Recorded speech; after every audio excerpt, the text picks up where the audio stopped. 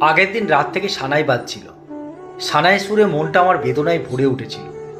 আমার প্রেমিকা পারমিতা, ওরই বিয়ে, 12 বছরের একটা প্রেম, তারই পরিসমাপ্তি ঘটে গেল। কিছুতেই ভালো লাগছিল না যে পারমিতা একদিন আমার হতে পারত, আর কয়েক ঘন্টা পর সে হয়ে যাবে অন্য কারো বউ। কিছুতেই মানতে পারছিলাম না। তবুও সব কিছু মেনে নিতে হবে, কারণ সত্যিটা দুজনেই জানি। জেনে শুনে একে অপরের সাথে গাঁটছড়া বাড়তে পারেনি, শুধু রাতটুকুর অপেক্ষায়। পরের দিন সকালেই ট্রেনেই আমাকে চলে যেতে হয়েছিল আমার কর্মস্থলে। পারমিতার সাথে প্রেমটা দীর্ঘদিনের। স্কুল জীবনের প্রভাতী বেলায় আমার কৈশোরকালের সঙ্গী পারমিতা। তখন আমার ক্লাস 8। পারমিতাকে ভীষণ ভালো লাগতো। ভালো লাগাটা যে কবে ভালোবাসায় পরিণত হয়ে গিয়েছিল বুঝতেই পারিনি। পারমিতাকে আমি পারু বলে ডাকতাম। আমাদের এই প্রেমটা দুই বাড়ি থেকেই জানতো। কলেজ, ইউনিভার্সিটির পাঠ কমপ্লিট করলাম দুজনে। তারপর আমি চাকরি পেয়ে গেলাম কলেজে, একেবারে উত্তরবঙ্গে পোস্টিং। পারু তখন বলেছিল, চলো এবার আমরা বিয়েটা করে নিই। পারুকে বলেছিলাম, আমিও সেই দিনটার অপেক্ষায় সজনী। আমাদের 4 হাত বাঁধা পড়ুক, আমিও তো চাই। কুষ্টি ঠিকুচি মেনে বিয়ে দেওয়ার রীতি দুই বাড়িতে। তাই বাড়িতে যখন বিয়ের কথা জানালাম, তখন দুই বাড়িতেই কুষ্টি ঠিকুচি নিয়ে পড়ল।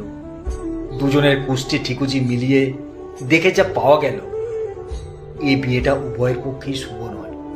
তাই বিয়েটা না হওয়াই ভালো, কারণ বিয়েটা হলে কারো সঙ্গে কোনো মতের মিল হবে না, একদিন ছাড়াছাড়ি হয়েই যাবে। তাই দুই বাড়িতে রাজি হলো না কেউই। আমি তবুও বলেছিলাম, আমি এসব কুষ্টি ঠিকুচি মানি না, আমি পারুকেই বিয়ে করব। পারু কিন্তু এতটা মনের জোর দেখাতে পারেনি। কুষ্টি ঠিকুচিতে অস্বীকার করার মতো সাহস পারু দেখায়নি। পারু আমাকে বলেছিল, যে বিয়েটা সুখের হবে না, সে বিয়েটা করলে একে অপরের সাথে ছাড়াছাড়ি হয়ে যাবে। সে বিয়েটা করে কি লাভ? মাঝখান থেকে দুটো জীবন নষ্ট হবে। তাই বাড়ি থেকে যা বলেছে সেটা মেনে নেওয়াই ভালো। পারুর কথাগুলো সেদিন মানতে ভীষণ কষ্ট হয়েছিল, তবুও দাঁতে দাঁত চেপে সব কষ্ট মেনে নিয়েছিলাম। সেদিনই মনে মনে ঠিক করে নিয়েছিলাম, আর বিয়েই করব না। পারুর বিয়ের দিন সকালেই ট্রেনেই চলে আসি উত্তরবঙ্গে। প্রথম প্রথম কদিন বেশ কষ্টই হয়েছিল। যে পারমিতা এক সময় আমার ছিল, এখন সে অন্য কারো। মন থেকে মুছে ফেলা সম্ভব নয়। তবুও মনের মণিকোঠায় পারমিতা রয়ে যাবে চিরকাল, এটাই ভেবে নিয়েছিলাম সেদিন। তারপর থেকে 1 বছর কেটে গেছে। কয়েকদিনের ছুটিতে বাড়িতে এলাম। বাড়িতে আসার পর মা আমাকে জিজ্ঞেস করলো, পারুর খবর শুনেছিস? আমি রাগ দেখিয়ে মাকে বলেছিলাম, ওর নাম, ওর কথা আমার কাছে কখনো উচ্চারণ করবে না। দ্বিতীয়বার যদি ওর কথা বলেছ, আমি আর কোনোদিনই বাড়িতে আসবো না। এমন কথায় মা আমাকে আর পারুর কথা বলতে আসেনি। এমন ভাবখানা দেখালাম, মায়ের পুরো কথাটা যেন শুনতেই চাইছি না, কিন্তু মনে মনে একটা সুপ্ত ইচ্ছে থেকেই যায়। মুখে যতই বলি পারুর খবর নেব না, মন কিন্তু মানতে চায় না। পরে অবশ্য বন্ধু মারফত জেনেছিলাম সেদিন পারুর বিয়েটা হয়নি, কারণ বিয়ের দিন সকালে পারুর বাবা মারা যান হার্ট অ্যাটাকে। এই অবস্থায় বাড়ির আত্মীয় স্বজন পারুকে বলেছিল যেন তেন প্রকারে বিয়েটা হয়ে যাক, কেননা লগ্নভ্রষ্ট হতে হবে। পারু শেষ হবে তোয়াক্কা না করে বলেছিল, আর যাই হোক, অন্তত আজকের এই দিনে আমি বিয়েটা করতে পারবো না। আর বিয়েটা যখন কুষ্টি ঠিকুচি মিলিয়েই হচ্ছিল, তখন কেন অঘটন ঘটলো আজ? আমি আর কিচ্ছু বিশ্বাস করি না। পাত্রপক্ষও সেদিন পারুর এই মানসিক অবস্থার পাশে না থেকে বরং ওই দিনেই অন্য পাত্রীর সন্ধান করে বিয়ের পর্ব সম্পন্ন করেছিল। মাস 6 মতো পারু নিজের বাড়িতেই ছিল। তারপর একদিন ওর মাকে নিয়ে বাড়ি ছেড়ে কোথায় যে চলে গিয়েছিল সেটা কেউ আর আমাকে বলতে পারেনি। তারপর থেকে কেটে গেছে 30 বছর। আজ নীলাক্ষীর বিয়ে। আমি নীলাক্ষীর জন্মদাতা নই, তবুও পিতৃত্বের দাবিদার আমি। নিজের বাবার কাছে যতটা আবদার করতে পারত, তার সবটুকু নীলাক্ষী আমার কাছেই করে। কারণ আমি কথা দিয়েছিলাম বন্ধুকে, নীলাক্ষীকে আমি আমার কাছে রাখবো। নীলাক্ষীর কোনো অযত্ন হবে না। এই নীলাক্ষী আসলে আমার খুব কাছের বন্ধু অনিকেতের একমাত্র মেয়ে। উত্তরবঙ্গে এসেই পরিচয় হয়েছিল ওর সাথে। আমি যেখানে থাকতাম তার কয়েকটা বাড়ি পরেই অনিকেত ভাড়া থাকতো একটা বাড়িতে। একটা বেসরকারি চাকরি করত। মানুষ হিসেবে ভীষণ হেল্পফুল ছিল অনিকেত। যখন যা হেল্প লেগেছে সর্বত্রভাবে সাহায্য করে গেছে আমাকে। সেবারে আমরা গেলাম সিকিম বেড়াতে, আমি আর একজন বন্ধু আর অনিকেতের ফ্যামিলি। সেখানে গিয়ে একটা বড় দুর্ঘটনা ঘটল। পাহাড়ে উঠতে গিয়ে আমাদের গাড়ি খাদে গড়িয়ে পড়ল, আর তাতেই মারা গেল অনিকেত আর অনিকেতের স্ত্রী। সৌভাগ্যক্রমে বেঁচে গেলাম আমি আর অনিকেতের একমাত্র মেয়ে নীলাক্ষী। তখন নীলাক্ষীর আর কত বয়স হবে, ওই 4 বছর। আর সেই 4 বছরেই নীলাক্ষী আজ বিবাহযোগ্য। নীলাক্ষী এখন একটা কলেজে পড়ায়। তবে নীলাক্ষী তার পছন্দের মানুষকেই বিয়ে করছে। কুষ্টি ঠিকুচি বিচার আমি করতে যাইনি। দুজন মানুষ দুজনকে ভালোবেসে বিয়ে করবে, এর জন্য কুষ্টি ঠিকুচি কি দরকার?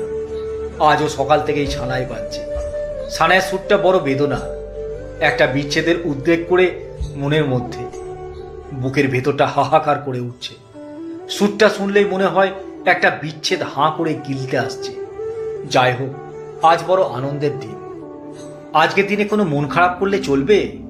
কথাগুলো ভাবছি, সে সময় পারমিতা ওপরের ঘরে এসে বলল, এই যে মশাই, আমি এদিকে খুঁজে খুঁজে মরছি আর উনি এখানে। ও বাড়ি থেকে গায়ে হলুদ নিয়ে আসার সময় হয়ে গেল। এইমাত্র ফোন করেছিল ছেলের বাবা, বলল ওরা বেরিয়ে গেছে গায়ে হলুদ নিয়ে, নিচে চলো তাড়াতাড়ি। এত বড় বিয়ের দায়িত্ব তার বেশিরভাগটাই সামলাচ্ছে পারমিতা। আজ নীলাক্ষীকে মানুষ করার পিছনে পারমিতার ভূমিকাই তো সব থেকে বেশি। বলতে গেলে পারমিতায় নীলাক্ষীর মা। নীলাক্ষী পারমিতাকে মা বলেই ডাকে। পারমিতার কথা বলতে একটু অবাক হলেন নিশ্চয়ই। ঘটনাটা বলি। নীলাক্ষীকে বাড়িতে নিয়ে আসার পর প্রথম কদিন খুব অসুবিধাই হয়েছিল নীলাক্ষী। একে ওইটুকু মেয়ে, তারপর বাড়িতে দেখাশোনার জন্য একটা লোক অবশ্যই চায়। তাই একজন আয়ার ব্যবস্থা করতেই হয়েছিল। মোটামুটি ততদিনে আমার কলেজের চাকরির প্রায় 10 বছর কেটে গেছে। এদিকে টুকটাক কিছু জিনিস কেনার জন্য নীলাক্ষীকে সঙ্গে নিয়েই বেরিয়েছি। জিনিসগুলো কেনাকাটার পর একটা বইয়ের দোকানে উঠেছি।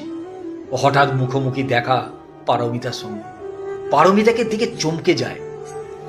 এখানে পারমিতাকে দেখব সেটা কল্পনার বাইরে। তো আমি নিজে থেকেই বললাম, তুমি এখানে? হেসে বলল, অবাক হলে? অবাক হওয়ারই কথা। আমি তো এখন শিলিগুড়িতেই থাকি, এখানে একটা স্কুলে চাকরি করি। তোমার কলেজ তো এখানেই। তুমি এখানেই আছো এতদিন, অথচ আমি এখানে আছি জেনেও তুমি যোগাযোগ করনি। কি হবে যোগাযোগ করে? যোগাযোগটা তো সেদিনই ছিন্ন হয়ে গেছে, আজ থেকে 10 বছর আগে। তোমার মেয়ে তো বেশ সুন্দরী, কি নাম তোমার?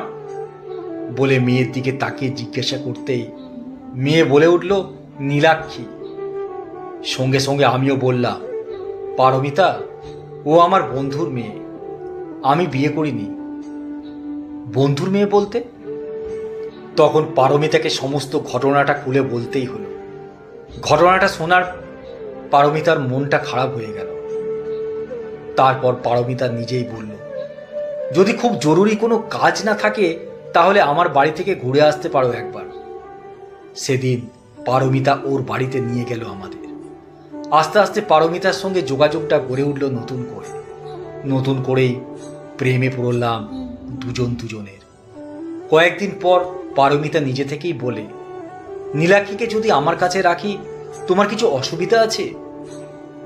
পারমিতা কথাটা মন্দ বলেনি। একটা বাচ্চার কাছে তার মাতৃস্নেহের ভীষণ প্রয়োজন। তারপর থেকে নীলাক্ষীকে নিজের কাছে রাখার দায়িত্ব নেয় পারমিতা। আমরা দুজনেই ঠিক করি নীলাক্ষীকে মানুষের মতো মানুষ করতে হবে, কারণ সেদিন আমি আমার বন্ধুকে কথা দিয়েছিলাম নীলাক্ষী এখন আমাদের সন্তান। আর কিছুক্ষণ পর বিয়ের লগ্ন।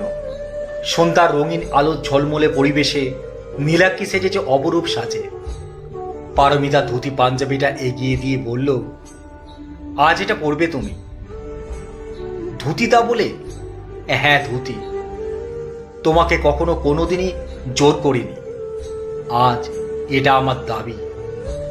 মেয়ের বিয়ে বলে কথা, তোমাকে তো আর কখনো ধুতি পরে বর সাজে দেখতে পাবো না, তাই আজকের এমন শুভ দিনে তুমি ধুতি পাঞ্জাবি পরবে। পরতে পারি, তোমাকেও কিন্তু আজ সুন্দর করে সাজতে হবে। খোঁপায় অন্তত একটি গোলাপ দিও। এদিকে বর এসে গেছে, চারিদিকে কত লোকজন। পারমিতাও পড়েছে একটা বেনারসি, খোঁপাতে একটা লাল গোলাপ। এক হই হুল্লোড় আনন্দময় পরিবেশে বিয়ের পর্ব সমাপ্ত হল। পুরোহিত মশাই ডাক দিলেন, আসুন দুজনে, মেয়ে জামাইকে আশীর্বাদ করুন। মেয়ে জামাইকে আশীর্বাদ করলাম দুজনে। নীলাক্ষীর চোখ তখন জলে ভরা। নীলাক্ষী প্রণাম করে বলল, তোমাদের আশীর্বাদের হাত আমার মাথায় যেন চিরকাল থাকে, আর তোমরা দুজনেও এভাবেই ভালো থেকো। আজ 5 বছর অতিক্রান্ত। কুষ্টি ঠিকুচি বিচার না করেই সেদিন মেয়ের বিয়ে দিয়েছিলাম। ওরা বেশ আছে দুজনেই। আসলে মানুষের সাথে মানুষের মনের মিল নিয়েই বিয়ে।